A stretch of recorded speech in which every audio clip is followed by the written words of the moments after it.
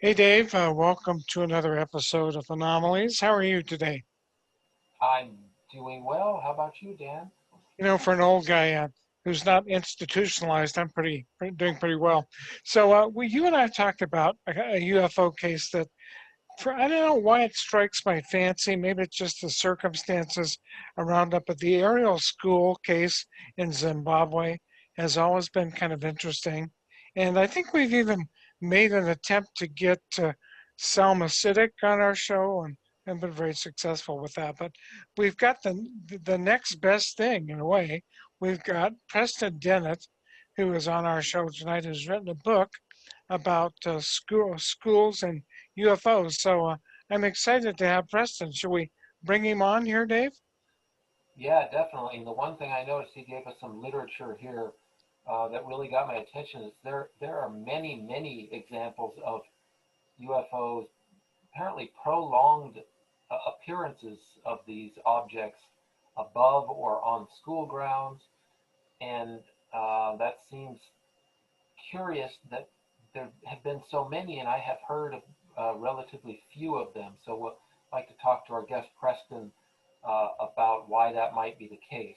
And of course, the aerial one is a prominent one these days. I believe there's a documentary. I don't know if it's out yet. I'm sure Preston knows all about that too, and I'd like to get into that too. Whether that aerial phenomenon, aerial phenomena, I believe, is out yet, and if not, what the holdup is. So So maybe welcome to the show, Preston. Thanks for joining us. Hey, thanks for having me on. I appreciate it. Yeah, I love this subject. Yeah, well, we can tell by the interviews that I've seen with you. So, yeah, Dave hits on a bunch of things. So, the first question I usually ask somebody is kind of an origin question. Why are you into this? What draws you down the paranormal pathway, the UFO pathway? How do you get there? I hated UFOs growing up. Anything paranormal, I was really repulsed by the subject. Did not believe in UFOs or anything paranormal. And you could not convince me if you tried. But things happen. I mean, how it kind of went down was, I remember exactly, really. It was 1986, mid-November.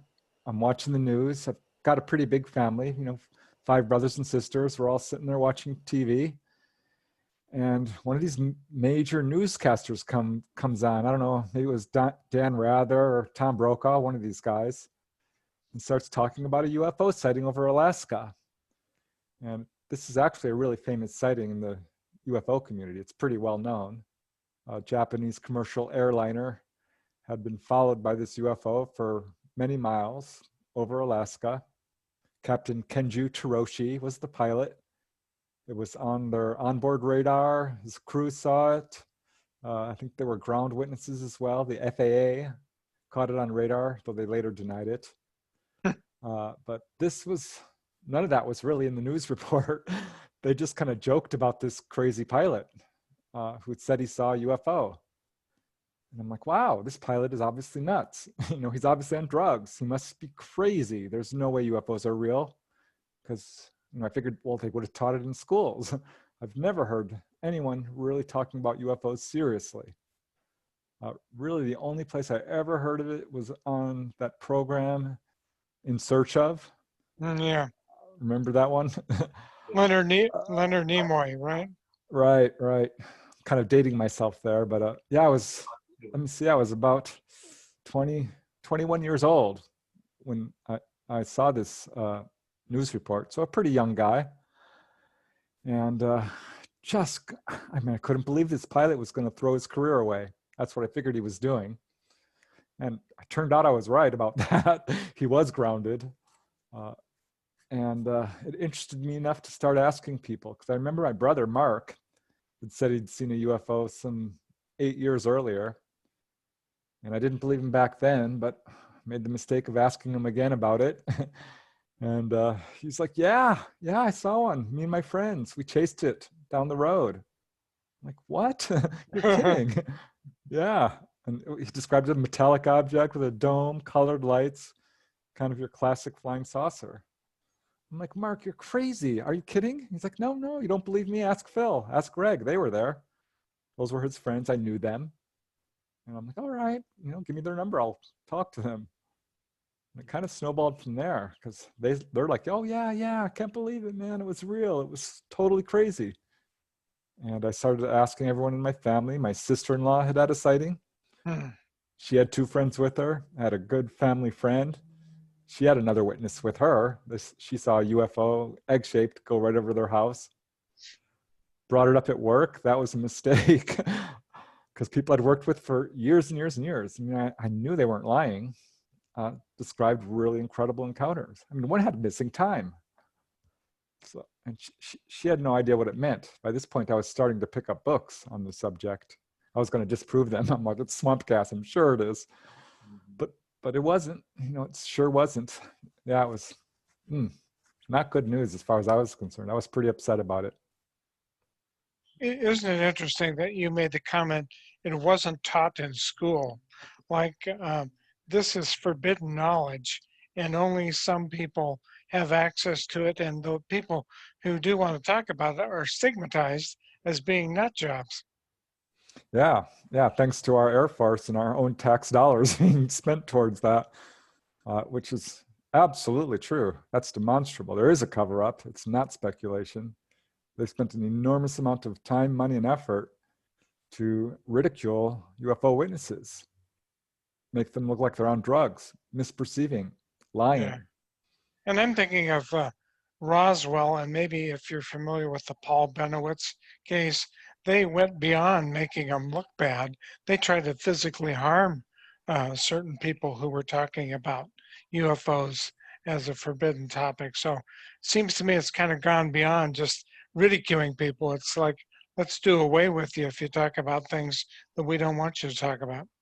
Oh yeah, yeah. Especially if you're within government or have a hold of some sort of physical evidence, they can be ruthless. Yeah, there's been some very suspicious deaths. James Forrestal is a good example. So yeah, that kind of shocked me too. I went into this field very naive, no idea that there was hoaxers, disinformation artists, a massive cover-up. I was pretty shook up the deeper I dug. But you kept digging, and that I think is important. And I wonder, because most of us have that story, those of us who continue to push and push, the more you push, the more you probe, the more you are attracted to it, really, some of us. And as you mentioned, Preston, you kind of had a come to Jesus moment, when you allowed the door to open and you said, hey, this is real. And because it's real, I have to do something about it. That's, there's something that compels us to do something, because it feels like such an injustice, it's such a wrong, and then it ends up being 10 or 20 or 30 years later and you're still doing it. So I wonder, my question to you is, do you feel with the people that you've spoken with who are in the same position as you are, that it's an underlying pull that people like us eventually get to, after you fight through all the chaff or whatever, and you finally see the light? Or is it something that anyone can get pulled into if they're scientifically minded, for example?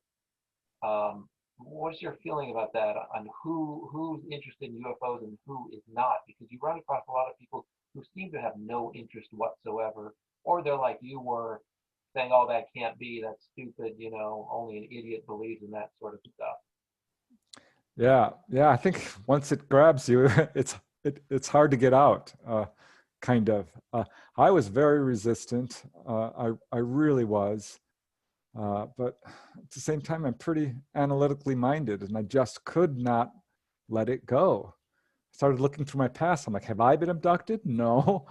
But when I found out that I had a direct family member who had seen gray ETs face to face, 10 feet away, I'm like, oh, this could be within my family.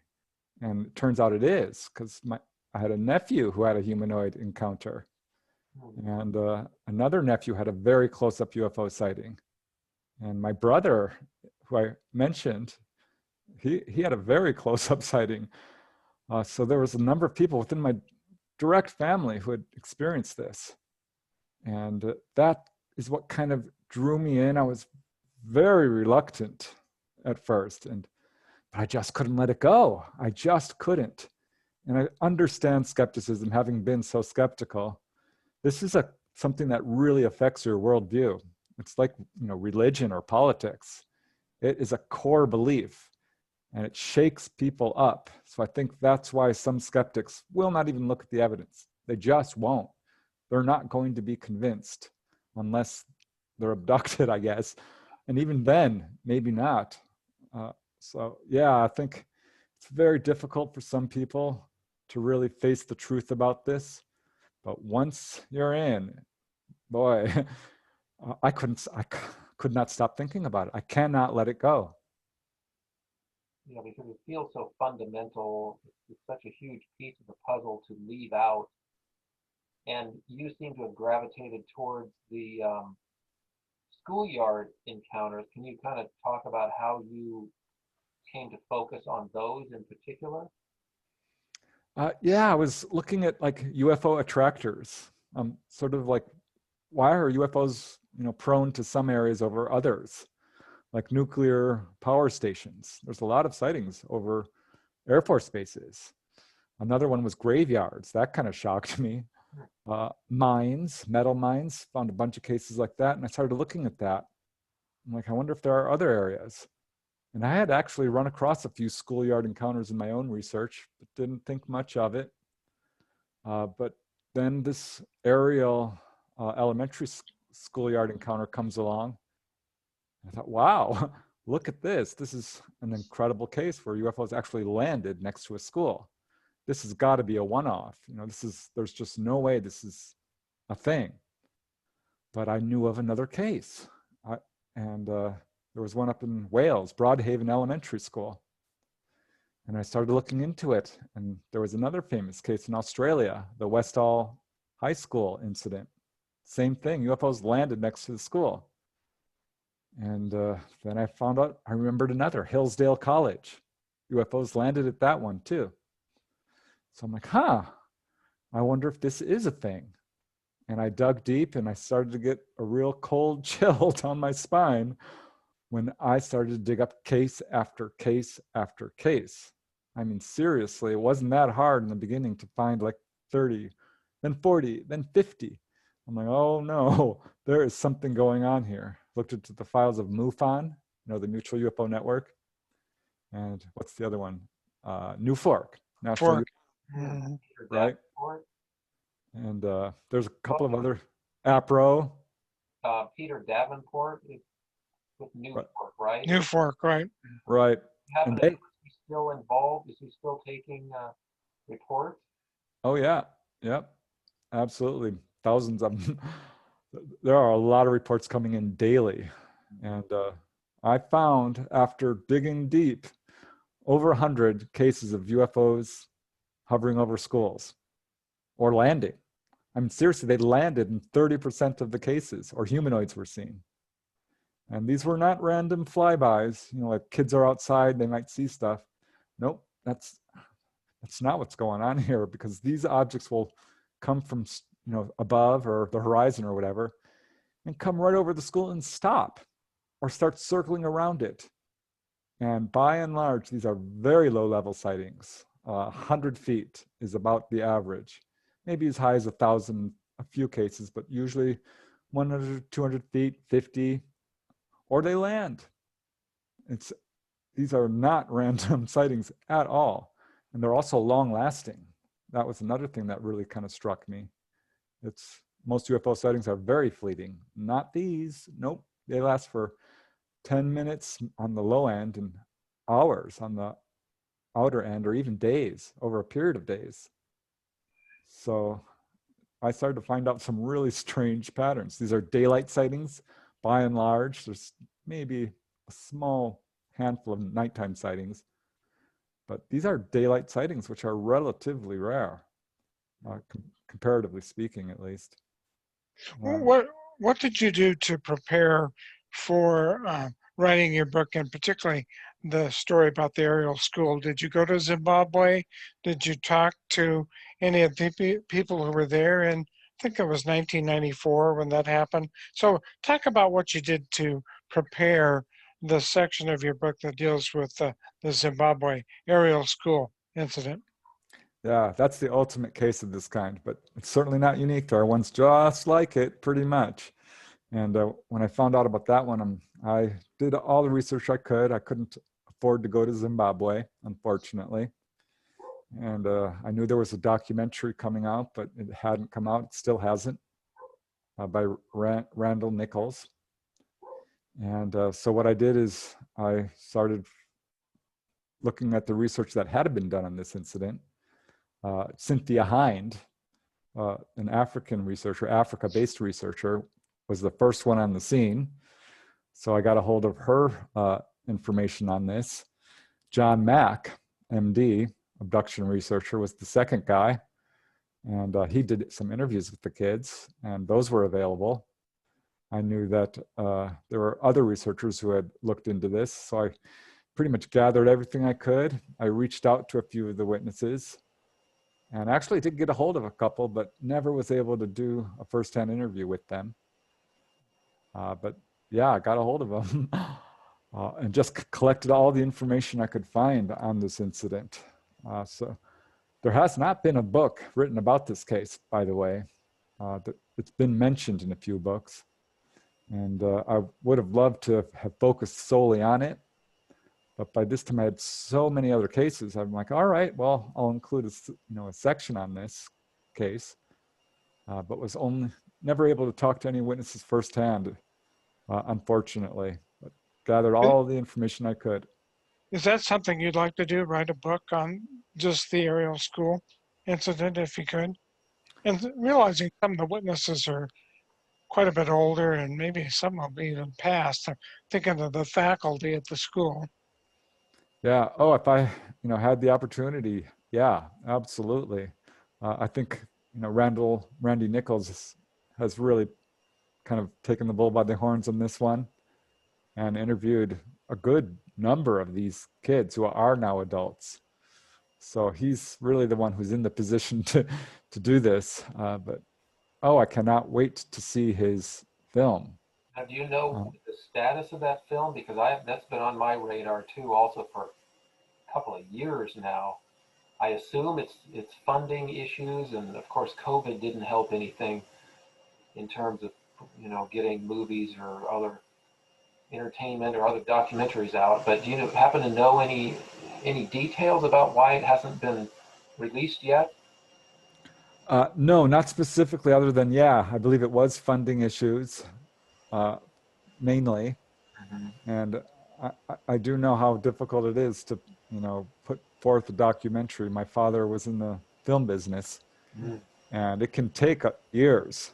Yeah. But there does seem to be something going on behind the scenes that's causing delays. I'm not sure what it is, but I do know Randy Nichols has gone on various radio programs and promoted it, and it felt like it was going to be coming out shortly, but still hasn't. And I'm really wondering if there is something that's pushing this behind schedule, because it's time. Well, and the fact that it was an event that was big enough to create an entire movie around suggests how significant this particular encounter was. Can you get into some of the detail, unless Dan has some other questions before that, but I'd really like to get into some of the details, because it is very dramatic. And the first question that makes you ask is, how do we not know of this? I mean, it's such a big, well, I guess it was in Zimbabwe, that's one thing, but which is far off the radar screen of Americans in general, but it was a very dramatic sighting with many, many, many witnesses. So can you get into the details of that and just let our audience know what happened? Yeah, I think this probably would have slid under the radar completely if not for John Mack, because Cynthia Hind did do some research on it, and there were some articles published. But after that, it wasn't really going anywhere until John Mack stepped in, who is, a Pulitzer Prize winning author. And his book Abduction was pretty much a landmark book. No one of his stature had ever really tackled the UFO issue. So kudos to him for bringing this to the forefront of everyone's attention. And I think, yeah, if not for him, we probably wouldn't be talking about it right here now. But this is the ultimate case of this kind. There are many, many like it. I've tracked schoolyard cases stretching back. Really, the earliest one is 1850 or so, but it started on a yearly basis around 1950 and onward from that pretty much every year. This Ariel case occurred on September 16, 1994 in a very rural area, Rua, Zimbabwe. This is a fairly large school with hundreds of students, an elementary school. That's another thing that's, I think, really significant. Half the cases of schoolyard encounters occur at elementary schools. I don't think that's a coincidence. I think they're coming for the youngest kids who are, very open-minded and perhaps not fearful of something different. Was the Ariel School, Preston, also a religious school? Was it religiously based, or No, oh, it wasn't? Okay. no, Some not. reason I thought I'd heard about that. I don't believe it was. No, they weren't being taught by nuns, Okay. which is, like a Catholic school or something. But I don't know the religious beliefs of the, students by and large. But I imagine it was right across the board because there were lots of white students, lots of black students. It was pretty, diverse. And there's 13 teachers there or so. And here's a weird thing that happened when this incident actually occurred, which was when the children were, at recess. It was early morning. The children ranged about age 6 to 12. All 13 teachers were inside the building having a supervisory meeting. There was only one adult on the playground. She was right in front of the school minding the snack stand. So there were no adults who witnessed this, not one. This is very unusual. Well, not super unusual for schoolyard encounters. About half the cases do involve adult witnesses, but not this one. No adults saw this. And So the lady at the snack stand, she didn't see anything. Nope, she would have if she had listened to the kids. And that happens in a lot of these cases because kids did run up to her. How it started was all the kids were on the playground, some 200 kids, and they started to see these silver, kind of classic saucer-shaped objects. They were scooting above the telephone wires and came and started darting around right behind the school there. It's a pretty large playground. It's dirt, and it's got no fence. It's got just logs kind of defining the border, eucalyptus logs. And these objects were darting around, more than one. And one of them lands in the field right next to the school. And out come 3 entities. So at this point, bunches of children are watching this. They come running up, they're screaming, they're freaking out. Some are in a complete panic, some are crying. They go running to the teacher at the snack stand and tell her. And she did not believe them. She thought that they were lying. And she says, besides that, I couldn't abandon the snack stand because kids would have wrecked it. So she didn't get to see it and she didn't take them seriously. But at this point, a group of, a good 50 or 60 kids saw this object landed. Not everyone saw it because there were a lot of kids on the playground who actually did not actually see this, strangely enough. But a group of at least 60 kids, 70, perhaps more, clustered on this one corner of the playground where this object was, and it had landed not far away. We're talking maybe 100 feet or so. And out came first one figure, then a second, and then a third.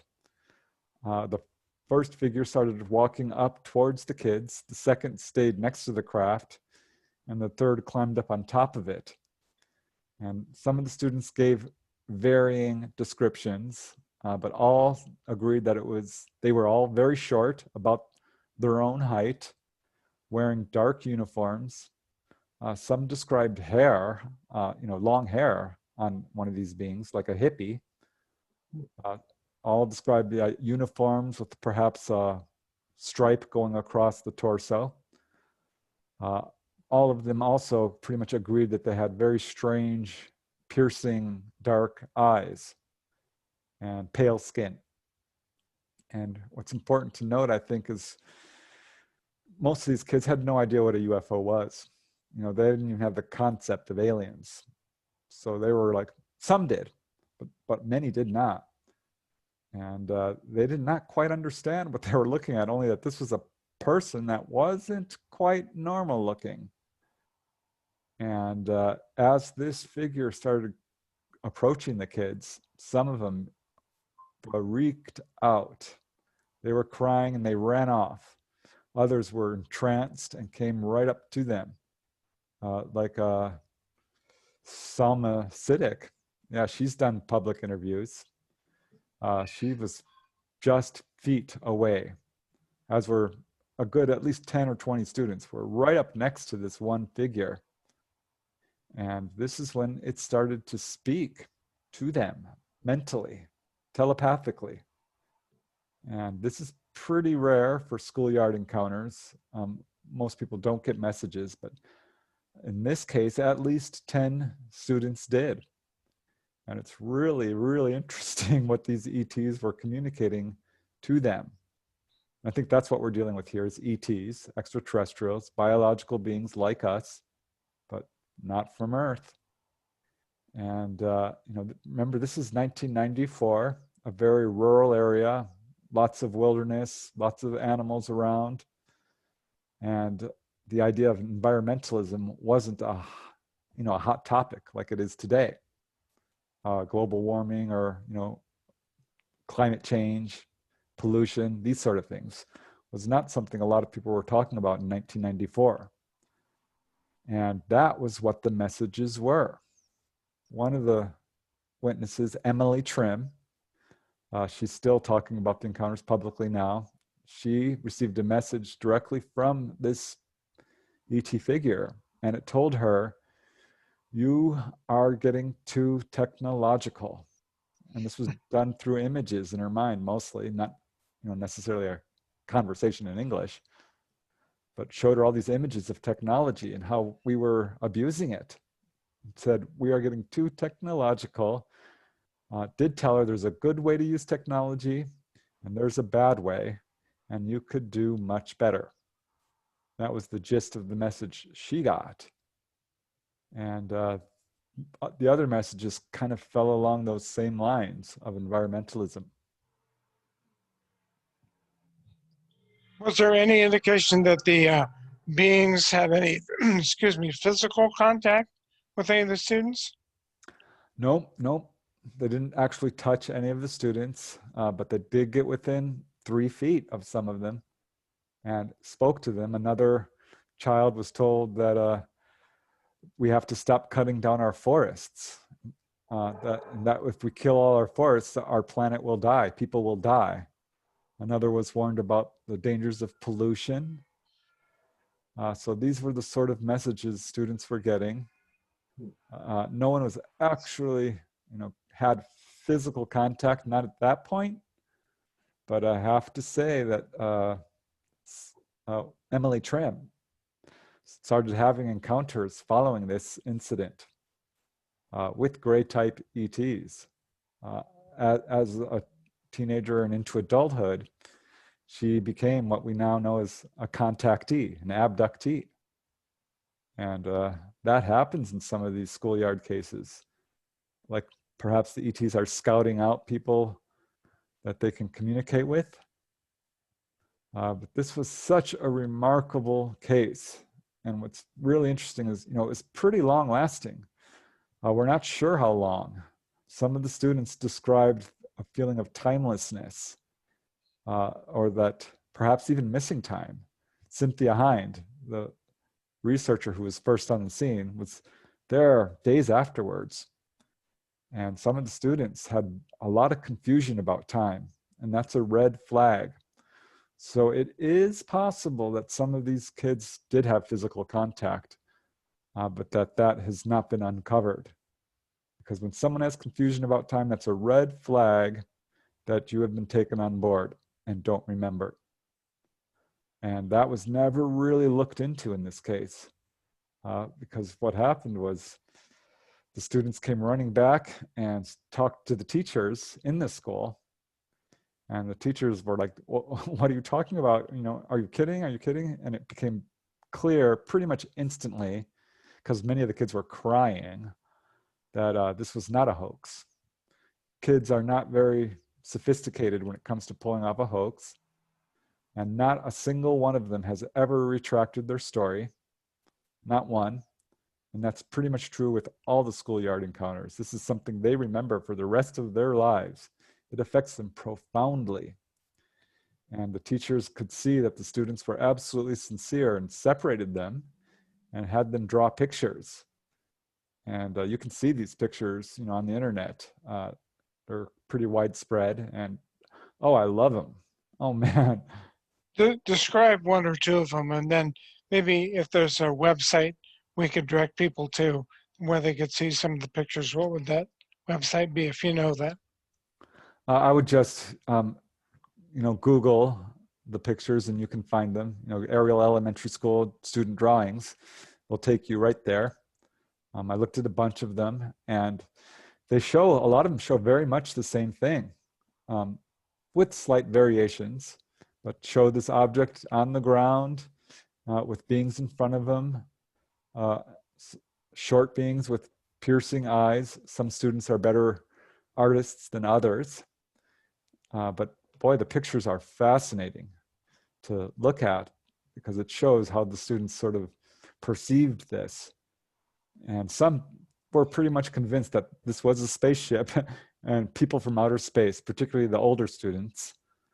And the younger students were the ones who, you know, had more difficulty describing it and had more fear around this. But the teachers also were not happy about it. The headmaster was not a happy camper. He did not want people discussing this. They tried to sort of quell it and, you know, stop the students from talking. But too many kids had seen it.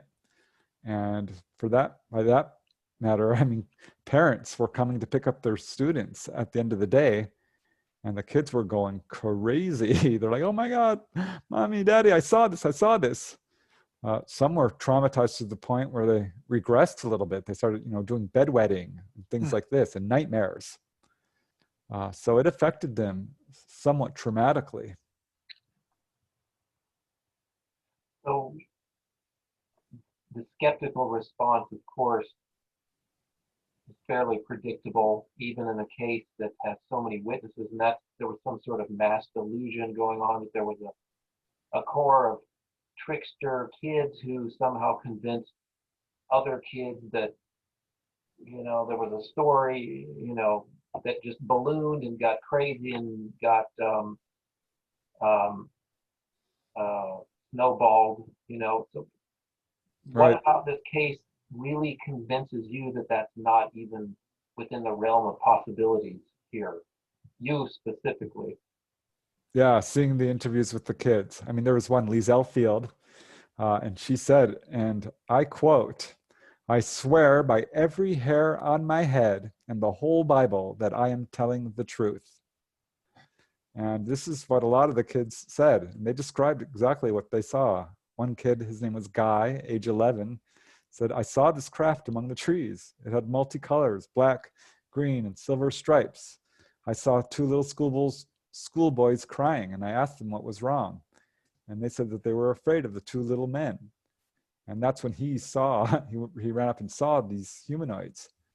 And he said, "I saw this person, and his eyes were in a slant, low down on his face, much lower than ours. And his mouth was like a line. I could also see no nostrils." This is a typical description we hear.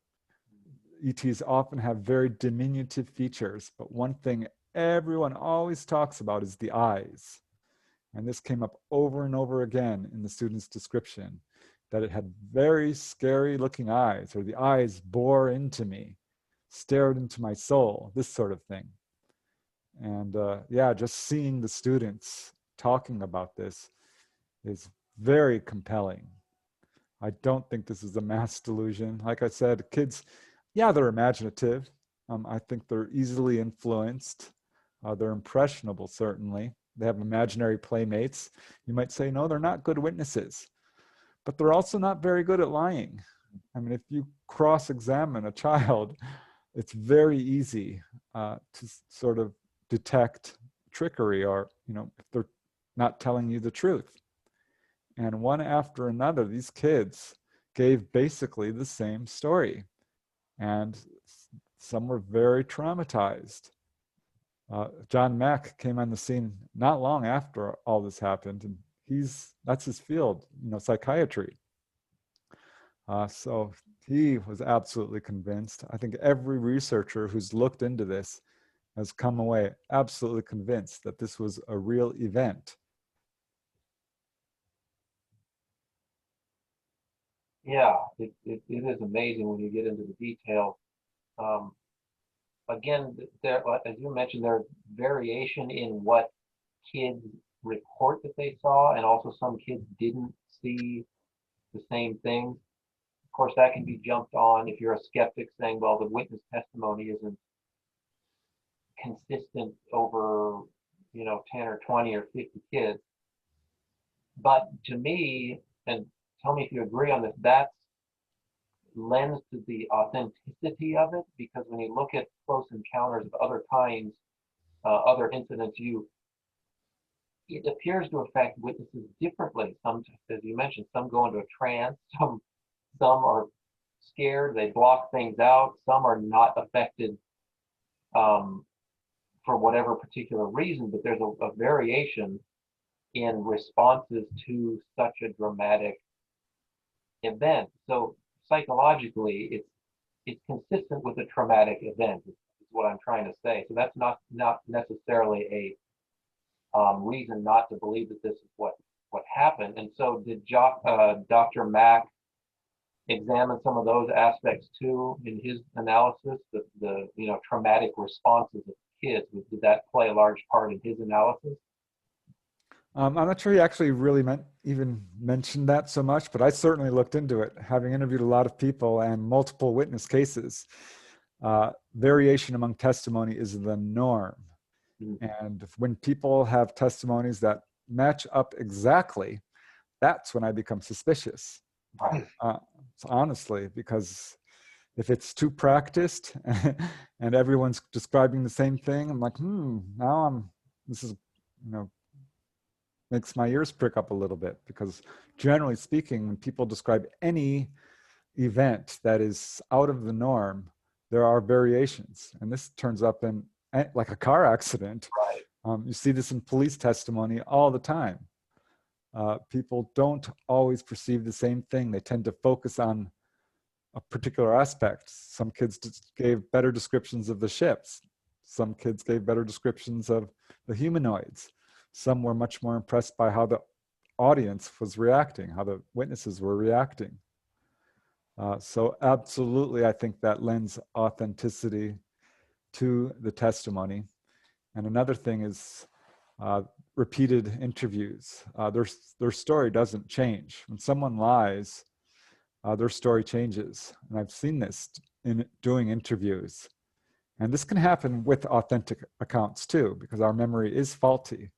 But by and large, when someone is retelling a true story, you can tell they're searching their memory. Their eyes go up in certain directions as they're searching through the files in their brain, so to speak, and recalling what they saw.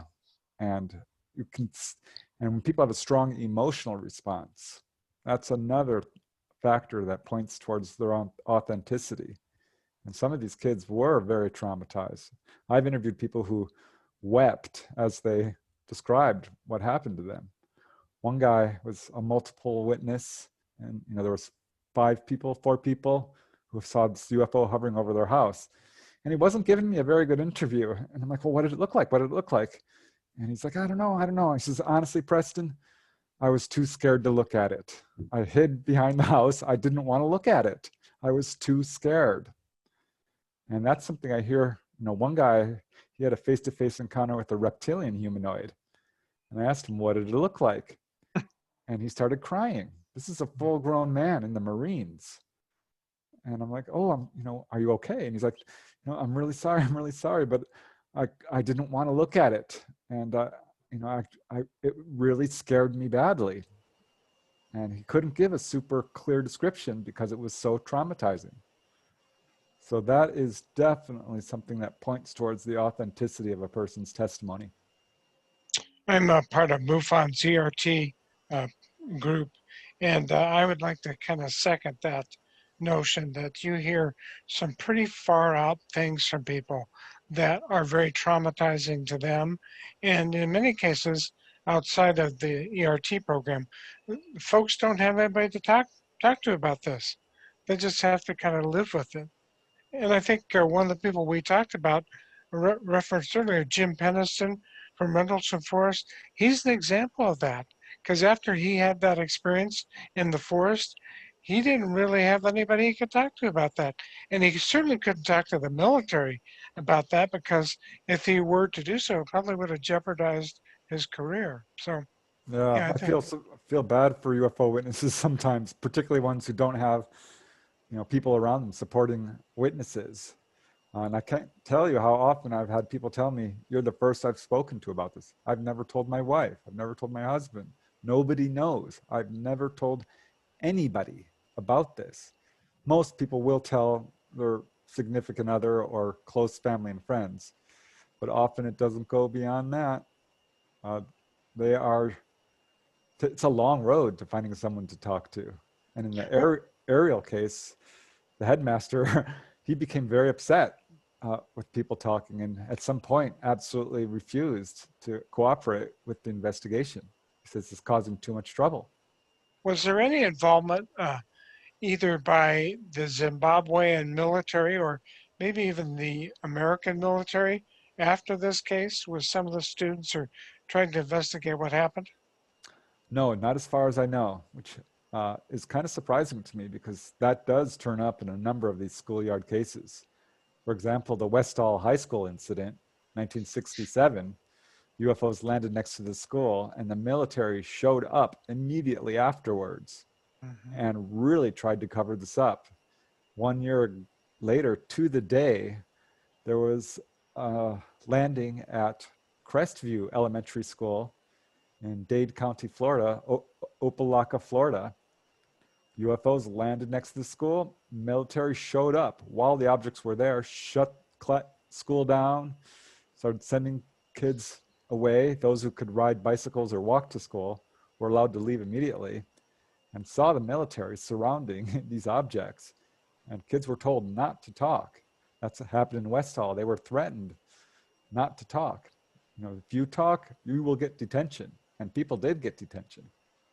And the whole incident was effectively covered up for years in both those cases. So yeah, military does show up in a number of these incidents and does their best to sort of cover it up and get people not to talk. For the witnesses who are today adults, I'm thinking of people like Selma. How's this affected them? What's your sense of that? Oh, when like Emily Trim talks about it, she gets emotional. And Salma Siddiq, I've seen face-to-face interviews with her, and she gets emotional as well.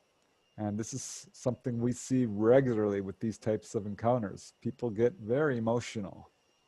And the kind of quote I hear very often is, this is something I remember every single day of my life. The Broadhaven UFO landing also involved humanoids, a UFO landing next to the school. Some 16 students saw it. They have regular get-togethers, reunions to sort of celebrate this incident. And that happened with the Rosie Ball Elementary School as well. They came together years later and talked about it. It affects them very strongly. Some become UFO researchers. That happened to Malcolm Robinson. He was on the playground with his friends playing football when this UFO showed up, came very low, stayed there for a good 15 minutes before just disappearing. And he is now one of Scotland's leading UFO researchers. He wrote UFOs over Scotland, part 1 and 2, and is very active in the field. And this is something we see. Some become very interested in science or physics or quantum physics or astronomy. It affects people in a number of different ways. Do you tend to see bonding among witnesses to a particular incident? I would imagine there's some that go astray and they just want to block it out. It reminds me a lot of military service. You have post-traumatic stress. You go through with your unit through a very traumatic, violent episode. Some people just shut down, but others seek, the company or the bond with others who went through the same experience. It sounds like maybe the trend here, that from what you've researched, is more of a uniting of these particular groups of witnesses instead of going astray, trying to deal with it on your own, because it is so traumatic. It's a form of PTSD is what it sounds like. Yeah, I think it kind of goes both ways. Absolutely, it does create a bond among the students, particularly in these more well-known cases. But I have to tell you, the 100 cases I found, I am sure are the tip of the iceberg. I'm positive of this because after I put this book out, which wasn't that long ago, I started to get a bunch more cases. And a number of these cases, which generally speaking involve at a minimum 40 students, 50 students, 100. I mean, there's one that involves 400 students in New Zealand at Richmond School. 400 students saw this object and 2 teachers. And the testimony is pretty much coming from one of the teachers. Most of these cases are not talked about, and people don't talk about it. It's kept secret. The Crestview Elementary School incident involved at least 200 students, and there are maybe 3 or 4 or 5 who have come forward. 2 teachers, Marion Waters and Richard Apfel, the science teacher, they've given public testimony. But by and large, no, a lot of people aren't talking, and that baffles me. So there's sort of 2 aspects to this. It can go 2 different directions, like you said. But what's really interesting about these cases is they're not, by and large, traumatic in terms of, being very scary. There are a few. There was a case in Prestonburg, Kentucky, that one of the earliest cases I could find, where 2 objects came swooping down over the school, the playground, and caused a complete panic. Kids thought it was the end of the world. They were, vomiting. They scattered, and the UFOs returned again. This time there was 4 of them, and 2 came very low. And yeah, it can be very traumatic in some cases. People have fainted. People have, gotten ill from it. People have had physiological reactions, felt very giddy or sleepy or just very strange or dissociated.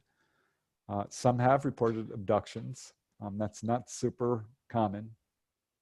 So there is a level of trauma in some cases, but in most, no. Kids are fascinated. It's the teachers who are traumatized.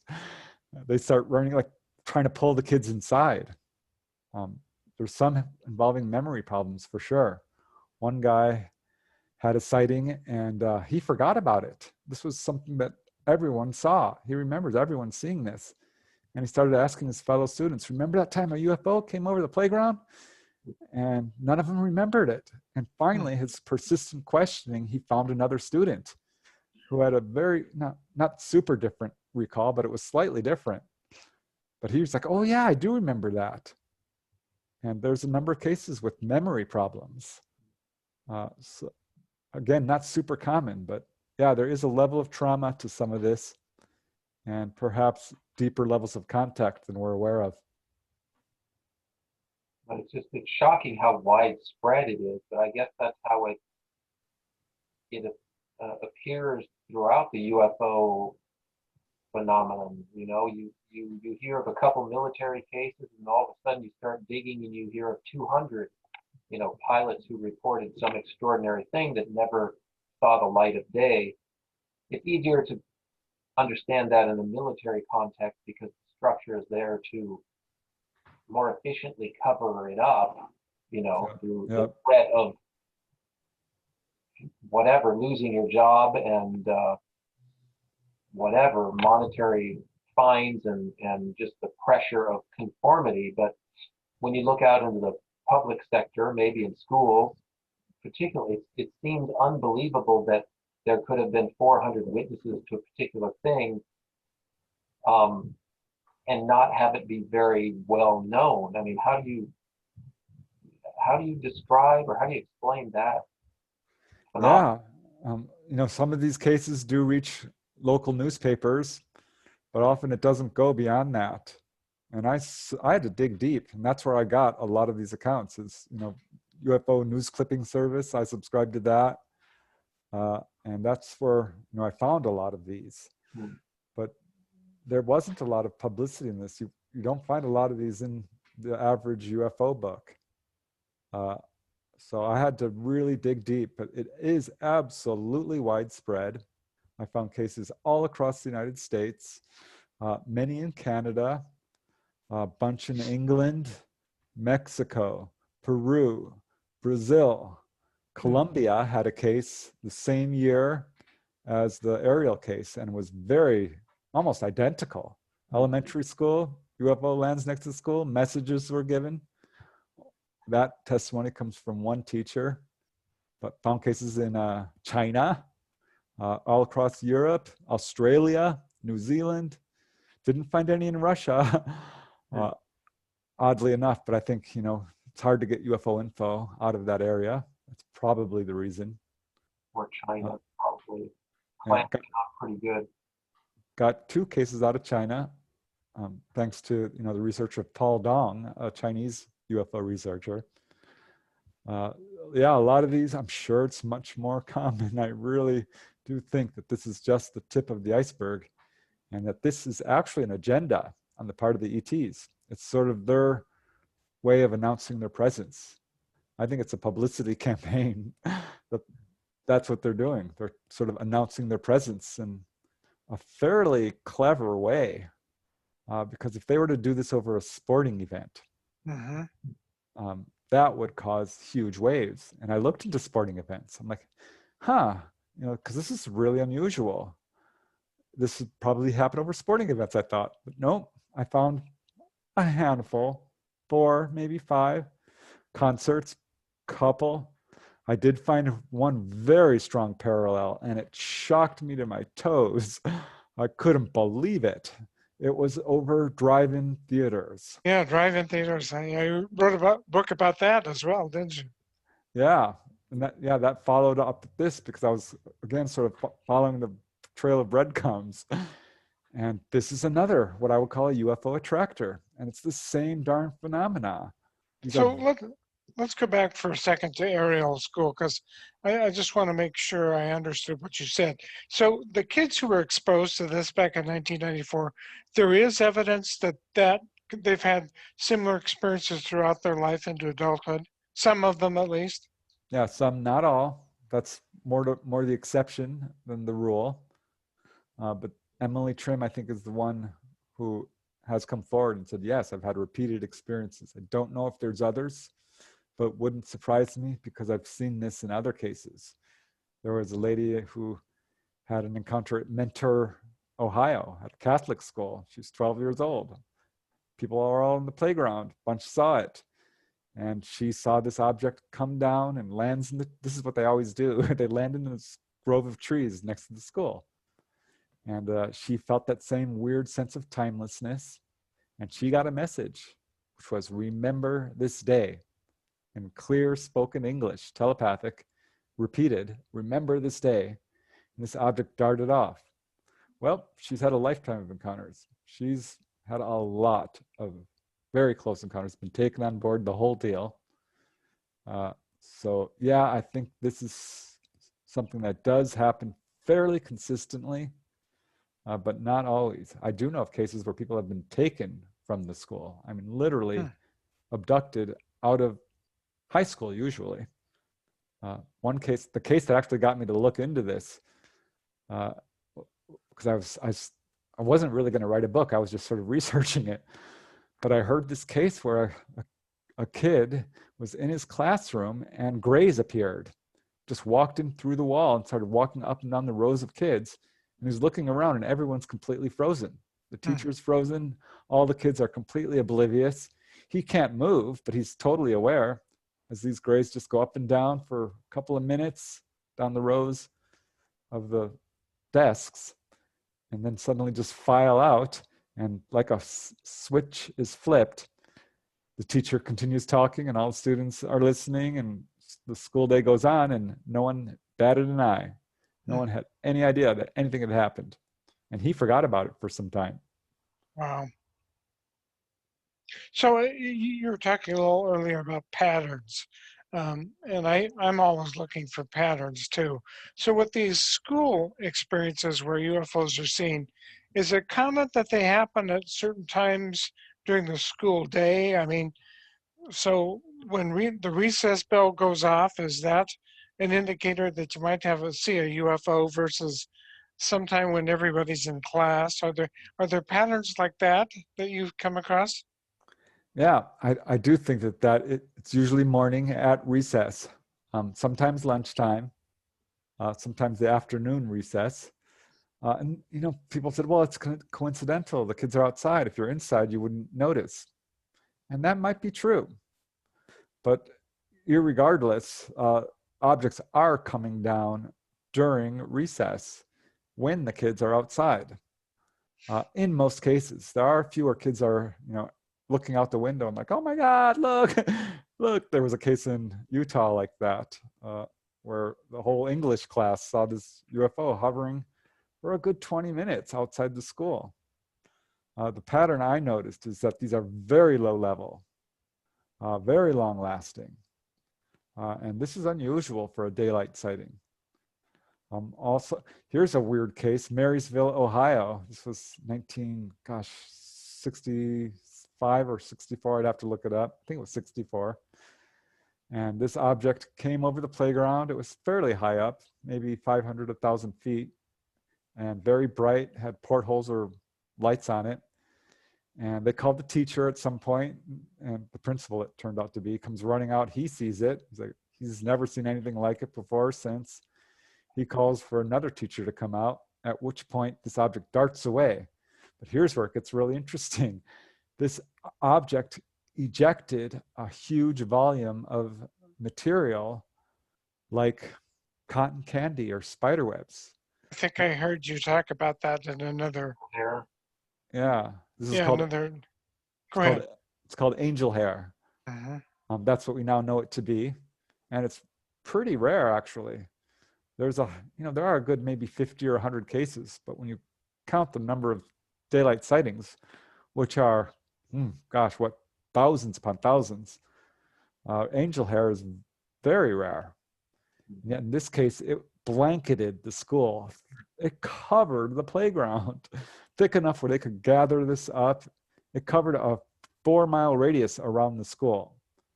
The school was clearly the target because this object was right over the schoolyard and circling around it. And they were actually able to gather this stuff up. They sent it off to the local Lockbourne Air Force Base, or first the newspaper who sent it to Lockbourne Air Force Base. Never heard back from the military. And this stuff disintegrates pretty quickly. But here's where this pattern comes in. 1 year later, same exact thing happened at Whitsett Elementary School in North Carolina. Same darn thing. Covers this playground with this angel hair. It was analyzed in that case. They sent it off to Burlington Labs, who could not identify it, thought it was a biological substance, and speculated it might be spider webs, and said to contact a biologist, which they did. And the biologist said, nope, there's no way this is spider webs. It's far too uniform. You would have had thousands of spiders with that volume of material, not spider webs. And it had a phosphorescent quality. There's been now analysis on angel hair. We do know it contains like boron and chromium and weird substances which shouldn't be there. But there are weird patterns in these cases. After the Hillsdale sighting in Michigan, Jim and Cora Lorenzen, pioneering UFO researchers, says, you know what? We've uncovered a lot of schoolyard sightings. You better watch out for this. And Raymond Fowler said the same thing. He had 15 cases that year, 7 or 8 involved schoolyards. And that was really prescient of the Lorenzens because it was 2 weeks later after Hillsdale that the West Hall High School incident happened. And that's what I found. They'll target one school, 2 weeks later another, and then they'll wait a year and then they'll target another school. They targeted Beverly High School one evening. After they left Beverly High School, they went straight to Gordon College, 5 miles away, swooped down and scared the wits out of a group of students. This is not a coincidence. They are targeting schools, clearly. And why schools? What's the speculation there? They're going for the kids. Kids are very impressionable. They're the future of our society. They will remember this, and they're not going to be believed by mainstream society. This is often what happens. That happened at in Scotland. There was a sighting at Bankery, or gosh, I forget the name of the school. But at any rate, the kids were not believed until a bunch of adults actually also reported the sighting. So I think what the ETs are doing this on purpose. And this is why half of these cases involve elementary age students who are very impressionable and are not likely to be believed. It's a very clever way of slipping in a belief in UFOs without causing huge waves in society. And it's been very effective. If you talk to the younger generations, there's an almost universal belief in UFOs. It's saturated our culture by this point. So yeah, I think it's a very clever agenda of a publicity campaign. And my real question was why? Why do they want people to know about them? And I think, and I'm speculating here, that it is leading towards another agenda of theirs, which is open official contact. I think at some point we're gonna have undeniable proof, and ETs are gonna show up in a way that people can't deny worldwide, and only when we're ready, or whatever their agenda is. I mean, it's hard to think like an ET, but there is a steady escalation of reports. If you look at MUFON and NUFORC, it's arithmetically going up, up, up, up, up. So it looks like we're heading towards open official contact. And we do have parallels in our society. I can't help but think of Jane Goodall, trying to become assimilated into what we call a lower primate society. And it brings up a lot of interesting questions. How do you assimilate without disrupting, without scaring, without, taking over part of the power structure because of your advanced frontal lobe, or, all these things you have to consider when you're assimilating with, quote, lower beings, or at least just different beings who might not be immediately accepting of you. And I have to admit, Preston, this is the first time it's made sense to me, the way you've described these schoolyard sightings, because I've always felt so frustrated with these repeated reports of, well, here's the ETs telling us to take care of the planet, and these sporadic kind of visits that seem random, and it's always the same message. It's like we've been hearing the same message for 50 or 100 years, or who knows, 1,000 years. But the way you described it, finally, to me, it does make sense that if you're going to target the human species at some level, you would go for the kids who are old enough to, deal with this, but not have it destroy them, but they'll carry it with them forever. They will become the future decision makers, and the added bonus is that nobody believes them. So it Yep. means the the power structure that's bent on keeping the cover-up in place because they don't know what to do with this knowledge, and their task is to maintain order in our civilization, our power structure. So I think you've really hit on something there, because it does finally make sense as a strategy to me. What about you, Dan? Does that strike you as a really reasonable explanation of what's going on? Yeah, as somebody who used to be a teacher in another life, I see the value of, I don't want to use the word indoctrinating, but exposing younger people to ideas that later become the accepted part of the culture. And I think we can kind of see how, E.T., Steven Spielberg, Close Encounters of the Third Kind, that's kind of, I mean, it's become kind of a standard explanation for why alien beings are trying to condition us to their existence, but it also makes sense. Yeah, well, there's that phrase, get them while they're young. I mean, Right. everyone's heard that, and it's worked. I mean, look at video games. They're filled with this theme. Science fiction, the top grossing movies, advertising. I just saw a commercial with gray ETs.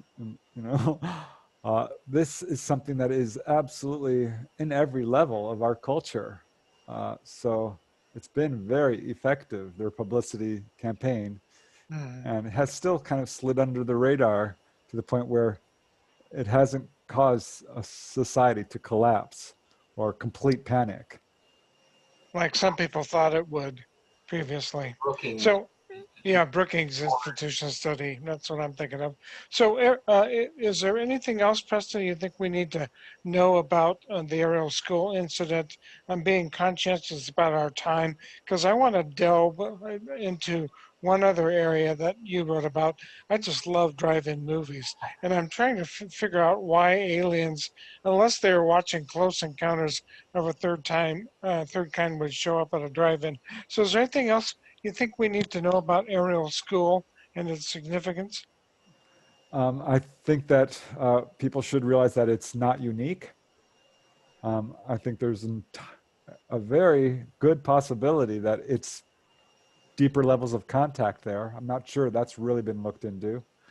Uh, Also, there was a lot of activity before and after this particular incident. There was a wave of sightings going on in this area. That turns up in a number of cases. It's not the rule. Most cases, it's specifically the school being targeted. So I think that's an important detail. This is not a coincidence. They are absolutely targeting schools. And I love the Ariel case because it has all the earmarks of your average case. It's an elementary school. It lands right next to the school. There are messages given. And I don't think we've heard the last of it. I think this is a case that we're going to be talking about for a very long time. What's the most recent case you're aware of where there have been interactions with schools and UFOs? Oh, I found cases in 2019. And yeah, that was when I think the book came out. And I found some really good cases, not the super high quality that I look for, where everyone's, all the students are seeing it and they're all on the playground. But yeah, objects hovering very low over a school that someone's driving by. I found a number of those. There was a case in Indonesia uh, at West Nusa Elementary School. This was in 2019, where everyone was on the playground. Teacher was there. This is high noon, and this brilliant, bright white object comes down right over the playground. She had her cell phone ready, and she took a picture of it. And it just came out with a blank white screen because this thing was so bright. But this is something that will occur again. I know it will because I've seen the pattern of it. It occurs about once or twice a year minimum. They choose a school and then they move on to the next school. So I am sure we're going to see it again. Probably it'll take a while to trickle down to a researcher. Hopefully not, because this is now breaking out into the mainstream. But yeah, I know it's going to happen again. It's an ongoing thing. So we can understand why UFOs be attracted to schools, but what the heck's going on at drive-ins? The only thing I ever saw at a drive-in was some pretty bad grade B movies, Yeah, never saw a UFO. What's the attraction there? Yeah, well, I first ran into a case early on with a lady, at my office where I worked doing, data entry and bookkeeping. Claudia was her name. She's like, "Oh my God, I saw," she found out I was a UFO researcher. And she's like, "Yeah, one came down right next to the screen, right next to it." I'm like, "You're kidding." She says, "No, it was below the level of the screen itself. Everyone saw it. It caused a complete panic. Hundreds of people saw this." She found another witness some years later. I'm like, "Wow, I thought that was a one-off." Again, I didn't really think much of it. I'm like, "This is just a unique, crazy encounter." But I was writing UFOs over Colorado, another book, and I ran into 3 in a row. And that set off alarm bells. I'm like, "Okay, let's look into this could be a thing." And it absolutely was. And I found 100 cases again, and it's always the same. They come right down next to the screen, Hmm. over the screen, very low level. And will even, it's long lasting. They'll put on a show. They'll flash their lights. They will release smaller craft. Like, "You want to be entertained? Watch this." Um, Serious. And I thought, okay, maybe it's the screens. Maybe it's these big beams of light, because UFOs are all about, computer screens and bright beams of light. And you've got to be able to see a drive-in movie from outer space. It's highly visible from above. It creates a very distinctive footprint from an aerial point of view. So I thought maybe that's it. But no, I don't think so. I don't think they're watching the movie. The evidence doesn't really speak towards that. In most cases, they don't stay for the length of the movie, though sometimes they do. And they'll go behind the screen, and they're usually like right above the screen, flashing their lights at people who will flash back and honk their horns. By the way, a lot of cases. I'm telling you, it's all across the U.S. almost exclusively. I did find one case in China, a few in other countries, Canada specifically, but almost exclusively the US. And they go from theater to theater to theater, like a concert tour or a book tour. Hmm. And And it's not that they're attracted to certain kind of movies. It's not like they show up during science fiction movies or Western movies, or you're not seeing patterns that would indicate that. I looked, I absolutely looked for that, because I thought maybe it is the movie, but nope. King Kong, they showed up for that. The Simpsons movie, Outlaw Jesse Wales, Exorcist. The Exorcist too. Wow. Yeah, hope they're not studying that to see what humans are about, because that's not a true story. Well, actually, it is a true story. Now Yes, yeah. Well, maybe it's a way. Would it be fair to say, and this is total speculation, maybe it's a way for them to sample human culture, to see what we value as being reflected in our films. yeah, Uh, I thought of that. And one conclusion I thought might hold some real water was studying of emotions, because they do seem to be very interested in human emotions. And what better place than, a comedy movie or a horror or, a drama. James Bond, that was one of my favorite cases at South Hutch Theater. This object shows up from a distance, targets the theater like they always do, hovers over, right next to the screen for 5 minutes. Everyone's just staring at it, goes behind the screen, hovers at the other side for 5 minutes, does a full circle around the entire theater, and then starts heading at 20 miles per hour down the road, clears the theater. Everyone follows this thing for 6 miles until it parks again for another 5 minutes. There was some 40 cars convoying, parked in the middle of the road watching this thing. It was putting on a show. It clearly was. So I think that's their agenda. I think it's the same one as the schoolyard. It's but a little bit more aggressive, perhaps. But started exactly the same time, 1950. Hmm. Same pattern. Wow. Yeah. And our government knows about it too. They sure have a lot of time to conduct this longitudinal study. It just seems to go on and on and on. And maybe that's because we don't have a concept of time, or maybe their life spans are so greatly extended that the study doesn't need to be conducted on any particular human time scale. That's another frustrating part about it. Why don't they just get on with it? If it's all leading to, quote, disclosure,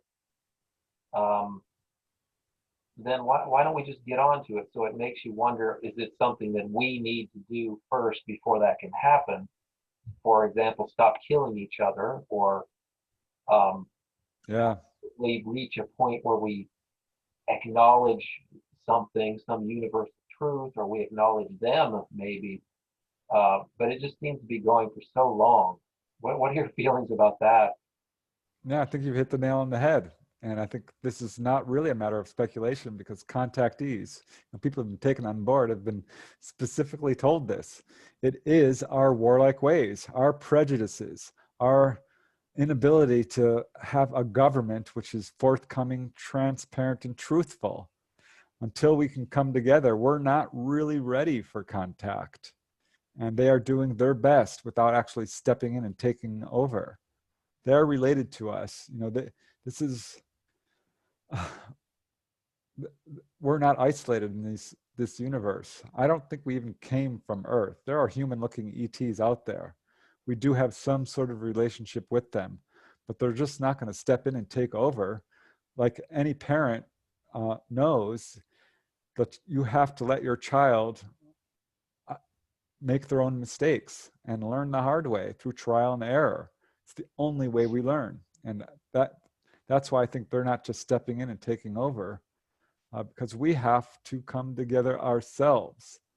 Our warlike ways, our prejudices, the fact that we're polluting our own planet and destroying our environment, and have governments that are, God bless it, completely corrupt in many cases. Yeah.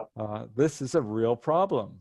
And I don't think we're going to have open official contact until we have significant steps towards disclosure, significant steps towards, peace and ending racism and the unequal distribution of wealth.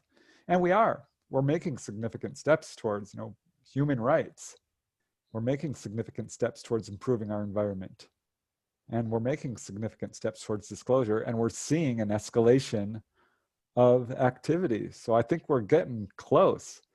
I mean, seriously, it could be within our generation that we're going to have a very different world.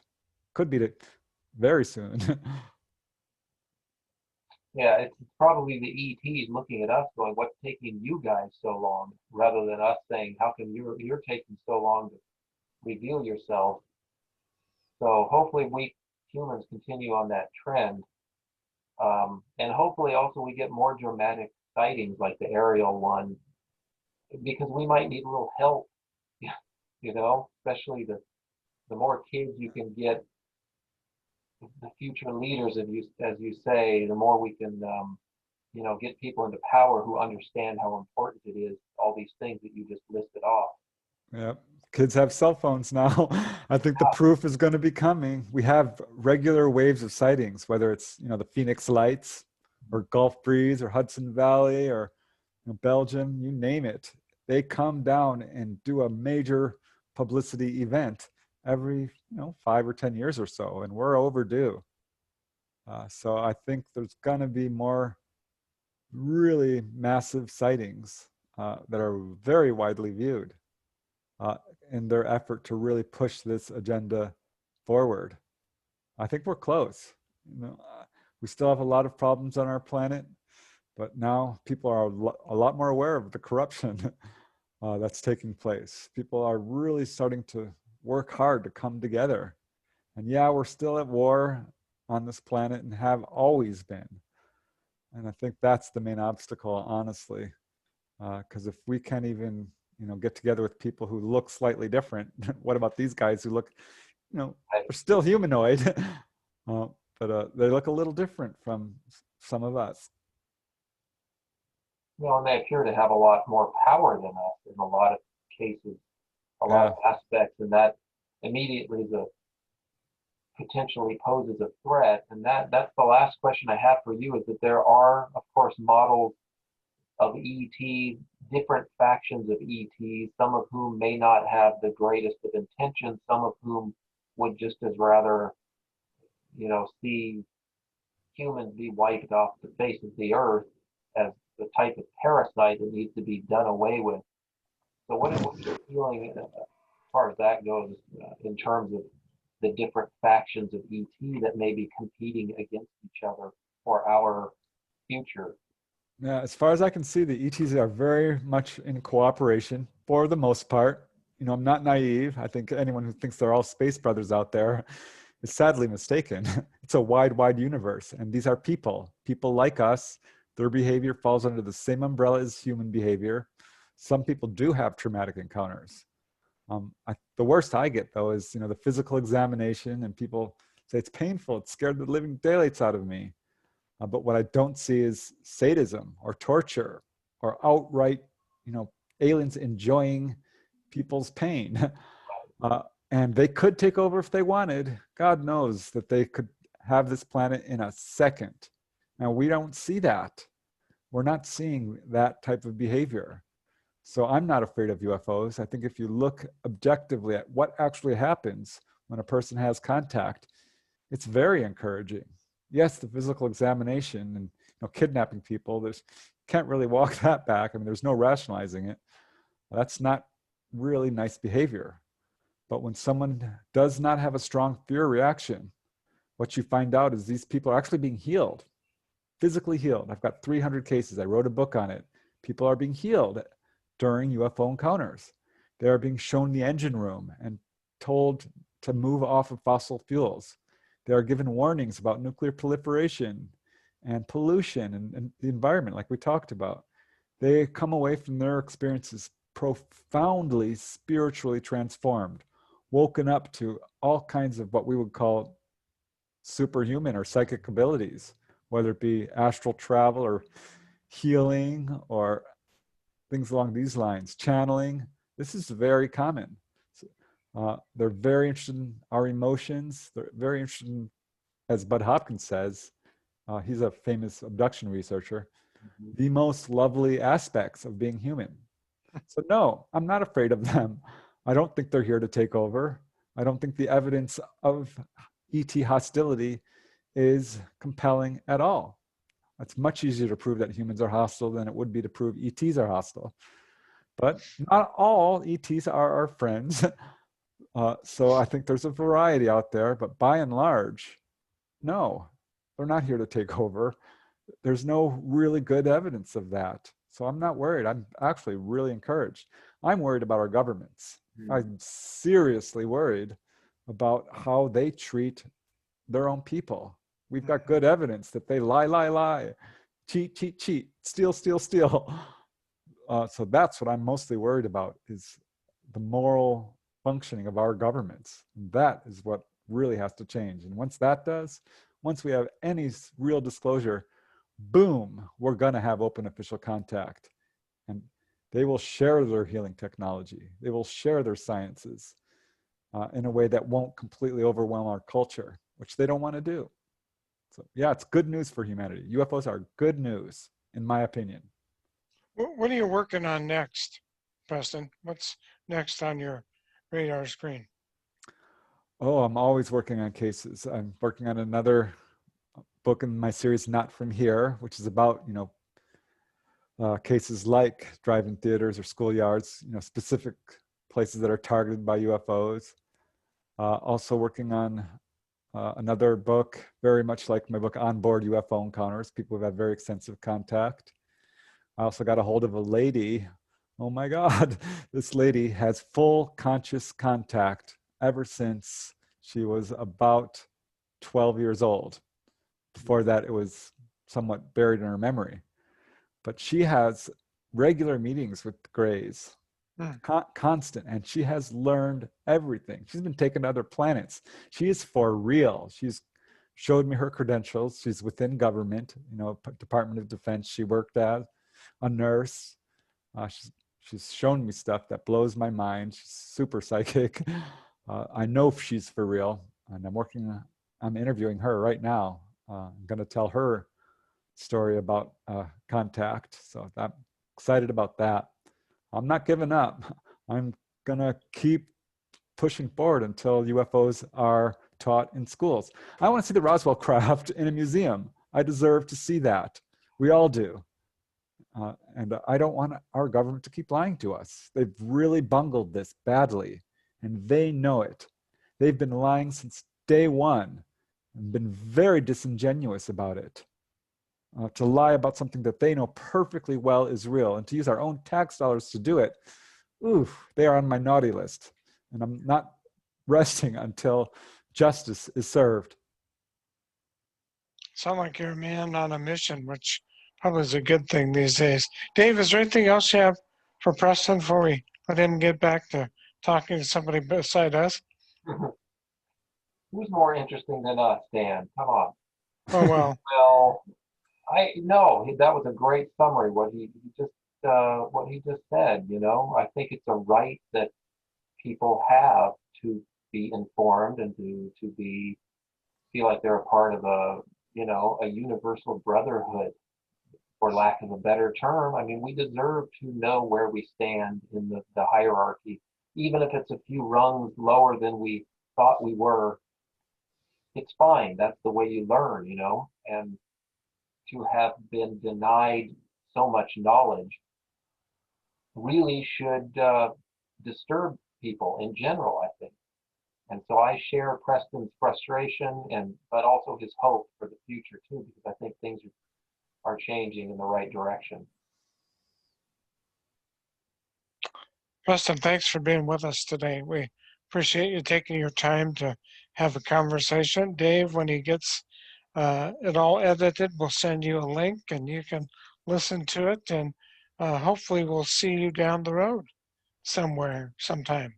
Hey, yeah, I hope so. It was awesome. Yeah, I had a great time talking with you guys. Yeah, a lot of fun. Thanks so much. Thank you, Preston. We really appreciate it. We'll talk to you again soon. All right, Dave, if you can hang on, there are a couple of things I want to talk to you about. So have a good night, Preston. All right, thanks. Yeah, bye. Talk to you later. All right.